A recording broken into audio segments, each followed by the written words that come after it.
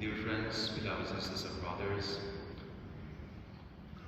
let me focus our reflection today on the parable of the talents from the Gospel of Matthew and from the story of a mother and a wife from the book of Proverbs in our first reading.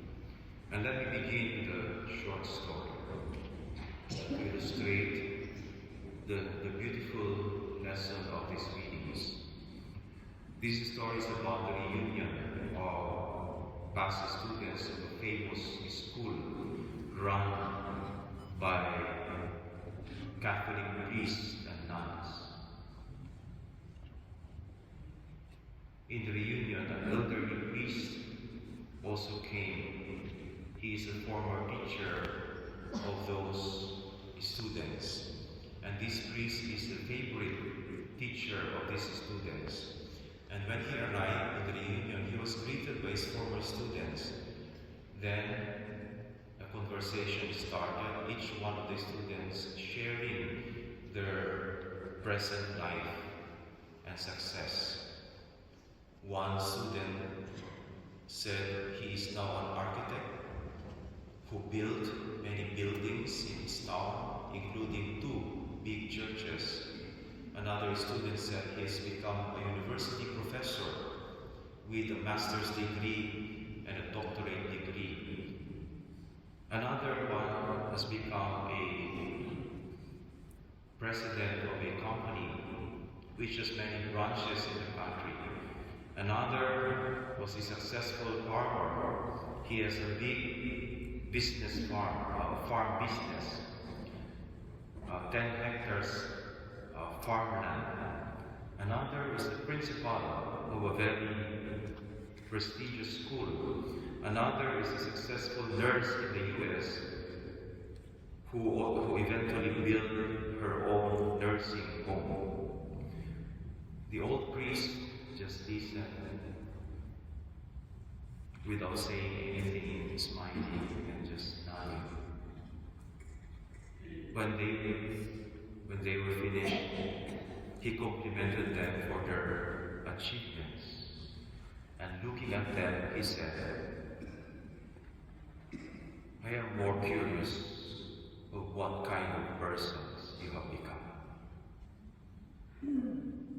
Mas interesado ako, ano ang pagkatao na nabuo sa inyo. Alongside his father, the priest was not very much impressed by the material success of his students. He was more interested in what kind of persons they have become. You know, the painter Picasso once said, it is not what the artist does that matters, but what he is. Hindi ang naipinta ng pintor ang mahalaga, kundi sino siya. Maybe you know or maybe you don't know, but Picasso's paintings have become worth millions of dollars. One example of his painting is this one.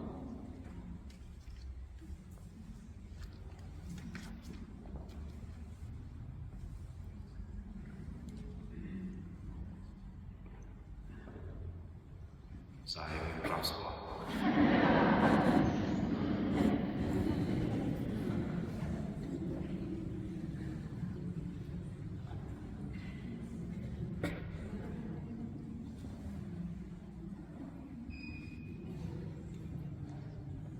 Wala akong signal eh.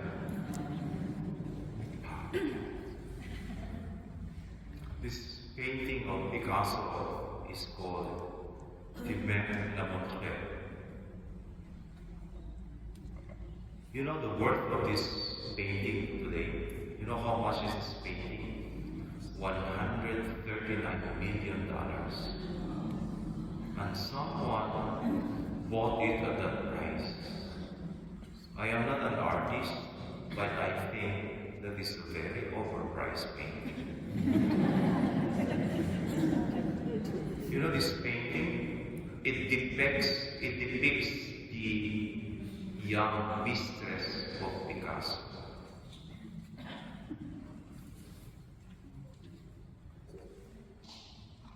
Picasso was a very successful painter, no doubt about it. But you know, he was not successful in his personal and private life. In fact, his personal life was something of a disaster. Not something not something that one can be proud of because of his relationships with women. And one of them he depicted in this painting. The Gospel narrates the parable of 3 servants who received talents from their master. And in the time of Jesus, a talent is not a skill or physical talent or musical talent. It is just like a paper with an agreement. And the equivalent of 1 talent is like a total of the daily wage that one can earn for 20 years. The first 2 servants worked hard to double the value of the talents they were given, while the third did not do anything with the talent he was given. This is not about financial investment. Jesus is speaking here about talent in a deeper sense, not in a material sense, but spiritual sense. So what is the lesson of this story? First, it teaches us how and where to use our talent. The question is it for our own good alone? Is it for our own advantage only? Or we use them for a greater good and purpose to fulfill what the Lord has intended for these gifts? That is the first. Second, it also invites us to think and to reflect, how do I see God? How do I feel about God?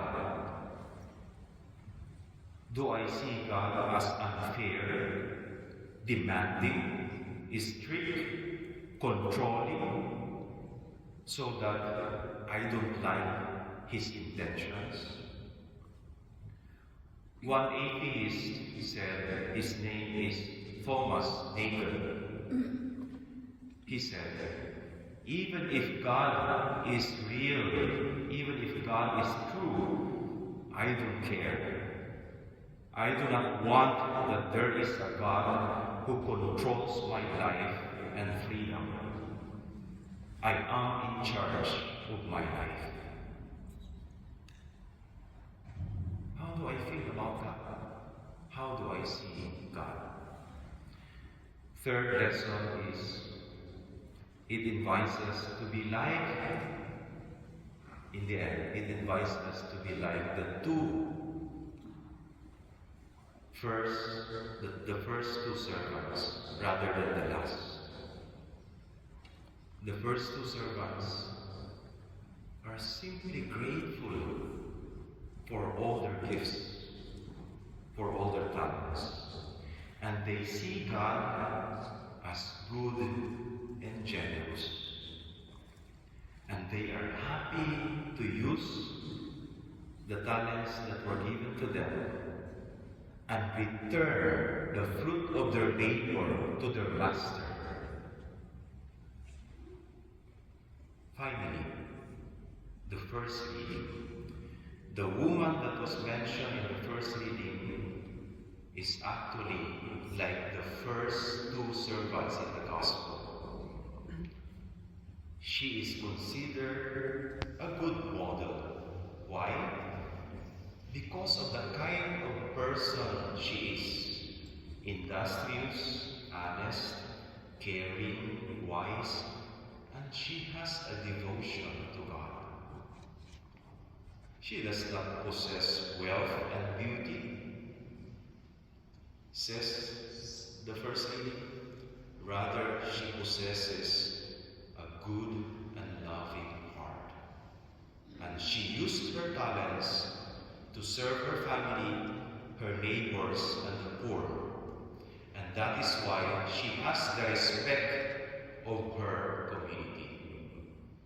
Now, that is an example for us to follow.